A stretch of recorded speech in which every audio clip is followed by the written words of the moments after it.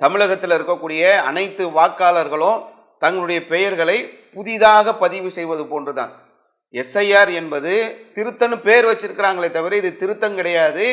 ஒவ்வொருவரும் தங்களுடைய வாக்குரிமையை இருக்கிறதா இல்லையா என்பதை புதிதாக கண்டறிந்து அதற்காக புதியதாக விண்ணப்பத்தை கொடுத்து புதியதாக செய்யக்கூடிய ஒரு நிலையை ஒட்டுமொத்த இந்தியர்களுக்கும் ஏற்படுத்தக்கூடிய நிலையைத்தான் தமிழகத்திலும் இப்பொழுது கொண்டு வந்திருக்கிறார்கள். ஒரு பெரிய ப்ராசஸ் இது. இந்த நேரத்தில் ஏற்கனவே சிறுபான்மை சமுதாயம் குறிவைக்கப்படுகிறது என்பதை விளங்கி வைத்திருக்கக்கூடிய நம்ம ரொம்ப கண்ணும் கருத்துமா என்ன செய்யணும், இதுக்கு நம்ம செய்ய வேண்டியது என்ன, இது எப்படி அணுகணும், இதற்கான முறைகள் என்ன, இதை நாம் தெரிந்து கொள்வதோடு நம்முடைய உறவுகளுக்கு, நம்முடைய சொந்த பந்தங்களுக்கு, நம்முடைய நண்பர்களுக்கு, குறிப்பாக இஸ்லாமிய சமுதாய மக்கள் வசிக்கக்கூடிய பகுதிகளில் உள்ள பள்ளிவாசல் நிர்வாகங்கள்லாம் இதை மக்களுக்கு கொண்டு போய் சேர்க்க வேண்டிய ஒரு பொறுப்பும் கடமையும் நமக்கு இருக்கிறது. இந்த இணையதள முகவரியை நம்ம இந்த வீடியோவில் வெளியிடுறோம். அதோடைய டிஸ்கிரிப்ஷனையும் நம்ம கீழே கமெண்ட் பாக்ஸில் கொடுக்குறோம். இந்த இணையதளத்துடைய முகவரி voters.eci.gov.in. அந்த இணையதள முகவரியை நம்ம உங்களுக்கு வீடியோவில் கொடுக்குறோம்.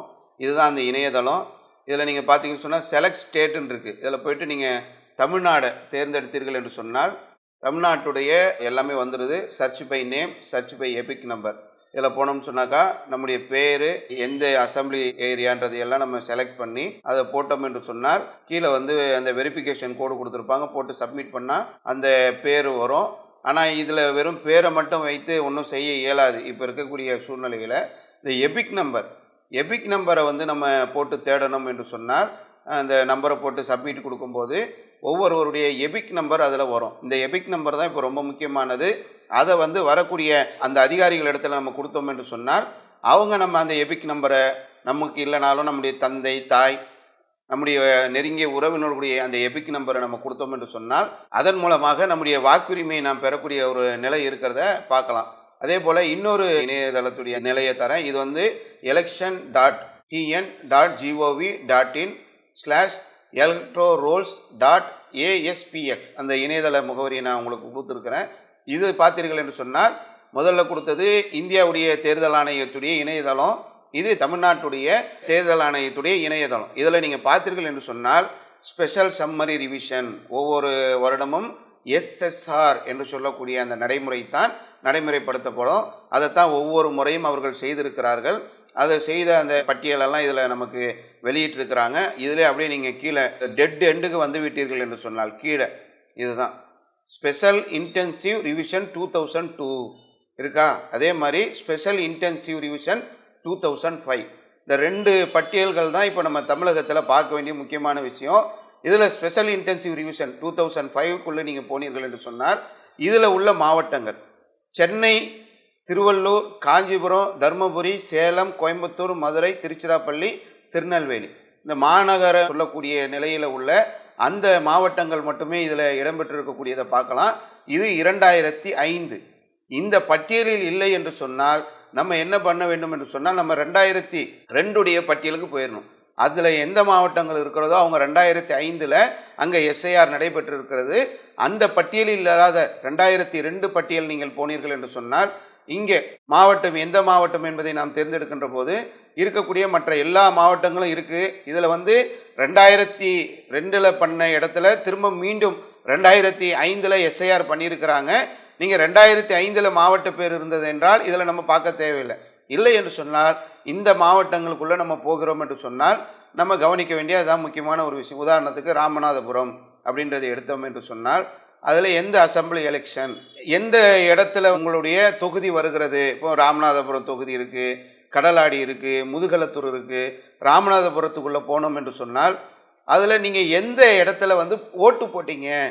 நம்ம வந்து ஒவ்வொரு ஊர்கள்லேயும் பள்ளிக்கூடங்கள் இருக்கும்.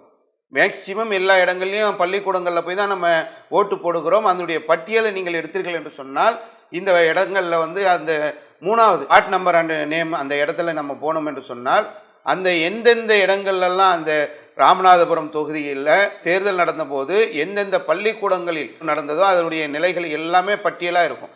அதில் நாம் எங்கே போய் நம்ம ஓட்டு செலுத்தினோமோ அந்த பள்ளிக்கூடத்தை ஒவ்வொரு தொகுதியை நீங்கள் எடுத்தீர்கள் என்று சொன்னால் ஒரு 150, 160, 170ன்னு ஒரு தொகுதிக்கு ஏற்ற மாதிரியான ஒரு நிலையில் அந்த பள்ளிக்கூடங்களுடைய பட்டியல் இருக்கும். அதில் நம்ம தங்கச்சி மடம் அப்படின்ற இதை எடுத்துட்டு கீழே நம்பர் கொடுத்துருப்பாங்க. வெரிஃபிகேஷன் கோடுன்னு கீழே ஒரு நம்பர் கொடுத்துருக்குறாங்க. இந்த மாதிரி நம்ம எடுத்தோம் என்று சொன்னால் உங்களுக்கு இந்த மாதிரியான ஒரு பட்டியல் வந்துடும். பட்டியல் வந்து 27 பக்கம் இருக்குது. நம்ம பகுதிகளில் உள்ள அந்த பட்டியலை நம்ம எடுத்து அதை பிரிண்ட் அவுட் எடுத்து வச்சுக்கிறது நல்லது. வரக்கூடிய அதிகாரிகள் எப்படிப்பட்ட சூழ்நிலையில் வந்தாலும் இது இருக்குது, இதுதான் எங்கள் தொகுதி, எங்கள் தொகுதியில் இருந்த இந்த நிலைகளை எல்லாம் நாங்கள் பிரிண்ட் எடுத்து வைத்திருக்கிறோம் என்று சொல்லி அவர்களுக்கு காட்டுவதற்கு இது ஒரு வசதியாக இருக்கும். நீங்கள் எடுத்தீர்கள் என்று சொன்னால் எல்லார் பேரும் அதில் வரும்.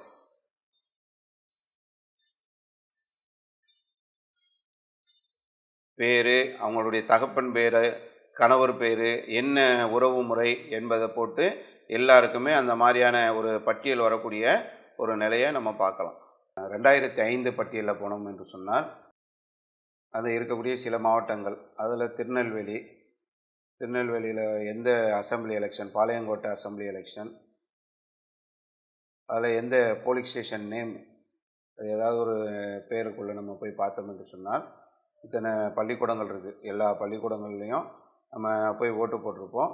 அதில் ஏதாவது ஒரு பள்ளிக்கூடங்கள், எந்த பள்ளிக்கூடத்தில் நம்ம தொடர்ச்சியாக ஓட்டு போடுவோமோ அந்த பள்ளிக்கூடத்துக்குள்ளே நம்ம போய் பார்த்தோம் என்று சொன்னால், உதாரணத்துக்கு முஸ்லீம் ஹையர் செகண்டரி ஸ்கூல் மேலப்பாளையத்தில் கீழே உள்ள இந்த வெரிஃபிகேஷன் கோட் நம்பர் 90